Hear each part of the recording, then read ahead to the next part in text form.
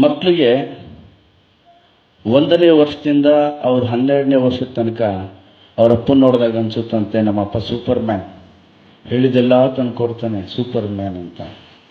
ಟೀನೇಜ್ಗೆ ಬರ್ತಾರಲ್ಲ ಅವಾಗ ಅನ್ಸುತ್ತಂತೆ ಏನು ನಮ್ಮಪ್ಪ ಎಲ್ಲದಕ್ಕೂ ತಡಿತಾನೆ, ನನ್ನ ಸ್ಟ್ರಿಕ್ಟು ನಮ್ಮಪ್ಪ ಅಂತ.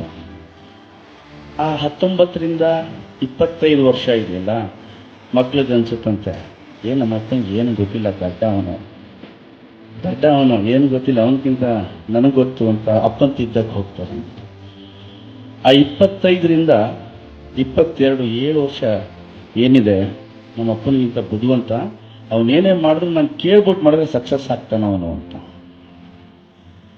ಆ 30 ಆದ್ಮೇಲೆ ಇದೆಯಲ್ಲ 32 35 ಆದಾಗ ಅನ್ಸುತ್ತಂತೆ ಅವನಿಗೆ ನಮ್ಮಪ್ಪ ಹೇಳಿದ್ರಲ್ಲಿ ಏನೋ ಒಂದು ಪಾಯಿಂಟ್ ಇತ್ತು, ಇದೆ ನಮ್ಮಪ್ಪ ಹೇಳಿದ್ರಲ್ಲಿ ಅವನ ಅನುಭವದಲ್ಲಿ ಹೇಳಿದ್ನಲ್ಲ, ನಾನು ಟೀನೇಜಲ್ಲಿ ಹೇಳಿದ್ದು ಪಾಯಿಂಟ್ ಇದೆ ಅನ್ಸುತ್ತಂತೆ.